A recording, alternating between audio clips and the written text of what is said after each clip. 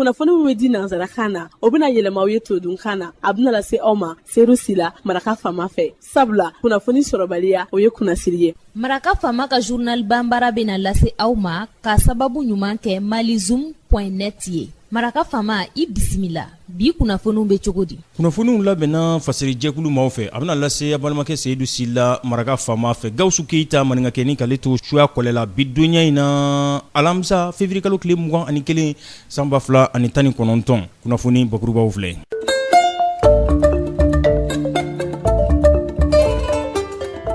Jamana ɲɛma Ibrahim Boubacar Keita kunungo a ye maaw bisimila n'olu tun bɛ bolokɔnɔmaya la n'u kana bilara famadagayɔrɔ la Kuluba a bɛ Tɛnɛngu préfet a b'ale kofɔ Makan Dumbuya ani dɔnnibaaru ɲinina Isiaka Tambura ni u kana bilara. Memorial Modibo Keita Bamakɔ yan a ye bisimilali kɛ kunungo a tun bɛ baara weleweleda kofɔ n'o ye jɛkulu min bɛ n'o ye ko ka Mali k'ale lafasa a bɛ o kofɔ n'u ko ma ko plateforme défendant le Mali.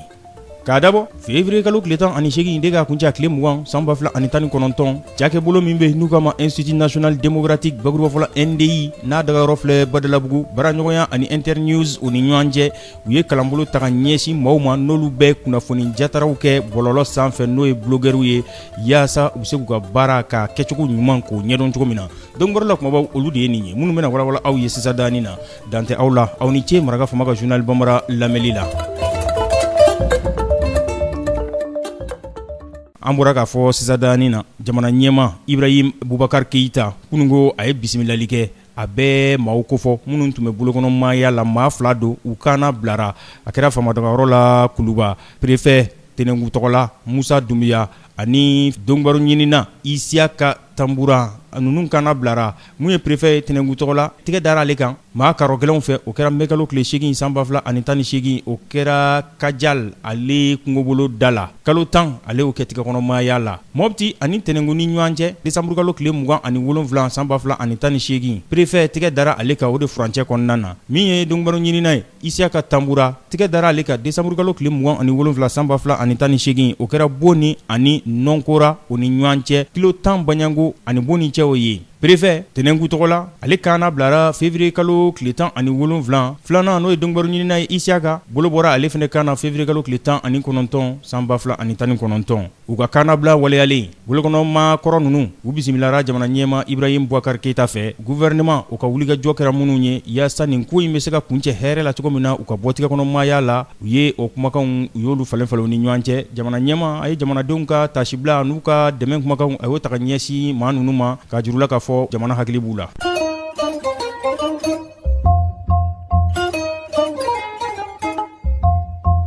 Memorial Modibo Keita Bamakɔ yan a ye ɲɔgɔnnajɛrɛ bisimila a tun bɛ weleweleda kofɔ ka ɲɛsin baarabolo ma n'o o ye jɛkulu ka baarabolo ye n'u ko ma plateforme défendant le Mali n'o de ye an ka wuli k'an jɔ an ka Mali k'a lafasa ni jɛkulu min filɛ nin ye a bɛɛ association ani mouvement o 100 Banyango olu de bɛ a kɔnɔna na minnu ye dɛmɛdonɲɔgɔnya ta ka ɲɛsin Ibrahim Boubacar Keita ma jamana ɲɛmaaya sigi kalata waati juillet kalo san 2018 u ko laɲini tɛ dɔwɛrɛ ye gouvernement ma baarabolo minnu kɛ olu bɛ dɛmɛdonɲɔgɔnya ta ka ɲɛsin olu ma yaasa olu kɔrɔ bɛ se ka don cogo min na k'u lakodɔn jamanadenw fɛ.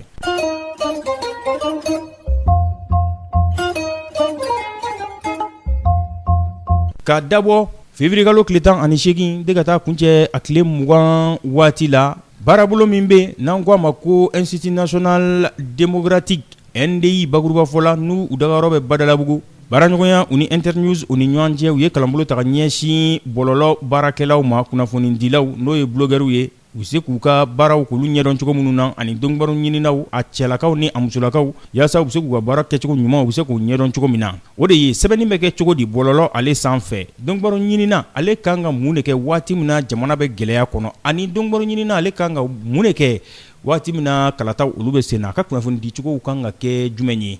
fɛn min ka dɔn ka fɔ hakilila jiginna k'a jira u la k'a fɔ n'a fɔra blocking o tɛ dɔwɛrɛ ye ka kunnafoni di bɔlɔlɔ sanfɛ o ye baara de ye baara min n'a bɛ kɛ fɛn min ka dɔn ka fɔ adamadenw fɛ minnu n'olu y'u ka jija ɲɛsin o ma wa i ka dɔn ka fɔ baara don a b'a to ladɔnniyali ani kunnafoniw olu bɛ waleya directeur Internews Claude Cyril ale ko baara ɲɛdɔn baara kɛcogo ɲuman ani baara fɛɛrɛw sira taamali k'o de ka ɲi kosɛbɛ fɛn min ka dɔn ka fɔ dɔnnibagaw ɲini yalima kunnafoni dili bɔlɔlɔ sanfɛ n'o ye bloguɛriya ye. Formateur Abdoulaye Gindo ale ko fɛn min ka dɔn ka fɔ nin kalanbolo min filɛ nin ye ko laɲini belebele fila de bɛ banga kɔnɔ dɛ. Laɲini o tɛ dɔwɛrɛ ye o ye bi bɔlɔlɔw olu jɔyɔrɔ ye min ye jamana kɔnɔna na kunnafoniw bɛ se ka di a dicogo la cogo minnu na ani fɛn min ka dɔn ka fɔ maa minnu b'a kɛ u ka se k'a kɛ ni a kɛcogo ɲuman ye. O de kosɔn sa formatrice Mayimuna Kulibali ale ye wele bila dɔnnibagaw ɲininaw ma dɛ. A ko aw dɔnnibagaw ɲininaw aw kunnafonidilaw bɔlɔlɔ sanfɛ n'o ye bloguɛriw ye a y'aw jija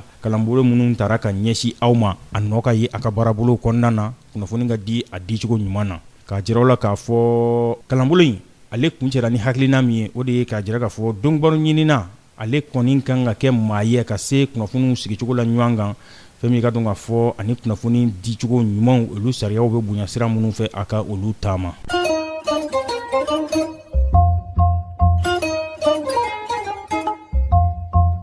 Ma ɲɛyɛlɛke marabolo o siratigɛ fɛ ka ɲɛsin yɔrɔ ma n'u kama agence de gestion du marché central à poisson Bamako yan u ye ɲɔgɔn ye kunungo a kɛra laadala ɲɔgɔnna jɛrɛ o sen fɛ u ka ɲɛmaayaso tɔgɔ la conseil d'administration a tun bɛ maa ka bonya kɔnɔ n'o ye directeur général ye Jawara Aïssata Amata Touré. Nin baara yɔrɔ min filɛ nin ye jamana ka foroba baarakɛyɔrɔ de don wa ɲɛsin bɛ cakɛyɔrɔ baw de ma ni an k'olu ma industriel bakuruba fɔla EPI u ka baarabolo ɲɛsin bɛ mun ma o de ye da dumuni an yɛrɛ ka se k'an yɛrɛ balo an ka jamana kɔnɔna na laɲini ye o de ye yaasa da dumunifɛnw olu bɛ se ka lasɔrɔ nɔgɔya la cogo min na i n'a fɔ jɛgɛ ni a ɲɔgɔnnaw jɛgɛ yɛrɛ a bɛ se ka mara cogo min na sanuya kɔnɔna na ka sɔrɔ a ma tiɲɛ maaw ka sɔrɔ a sɔrɔ kuma la fɛnɛ k'a sɔrɔ a dundala o ka di kosɛbɛ.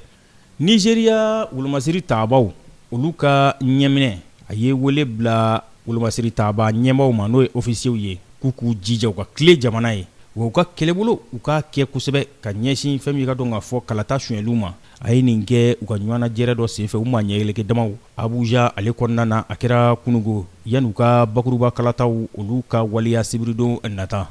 Cour pénale internationale bakuruba fɔla CPI ale y'a dangenemaya kunungo k'a fɔ jalaki minnu n'o tan bɛ ka kɛlɛkɛla kɔrɔ maa murutilen Centrafrique o kɔnɔna na Alfred Yekatom ani Patrice Edouard Ngaïsano ko jalaki minnu tan bɛ ka ɲɛsin u ma k'a bɛ a jalaki fila k'u bɛ a mɛru ɲɔgɔn na ka ɲɛsin maa fila in ma kunungo u ka kiiriso ɲɛbila baarakɛla minnu bɛ yen n'o ye chambre préliminaire de olu de ye nin kumakan ninnu fɔ k'u bɛna a ko fila bɛɛ kɛ koba kelen ye k'u ka kiiriw ka bɛɛ lajɛlen kɛ kiiri kelen waleyata ye nka ɲangili minnu bɛ da la olu tɛ ɲuman ye dɛ ka ɲɛsin nin maa fila ma o de ye k'u ye maafa walew kɛ wa u ka dɔn ka fɔ hadamadenya hakɛw darakili u y'olu kɛ République centrafricaine ale worodugu yanfan fɛ ka bɔ septembre kalo san 2013 ka taa bila décembre kalo san 2014. Nin bɛ dan sigi bi laseliw la min labɛnna fasiri jɛkulu ma fɛ ka lase a balimakɛ Seyidu Sila maraka faama fɛ Gawusu Keyita maninka kɛni n denkɛ don ale tun bɛ suya kɔlɛ la ni ala ma ka jɔnya jɔ an na sini fana ye don dɔ an na ɲɔgɔn sɔrɔ yan dɔgɔkun kunnafoni laban k'olu lase aw ma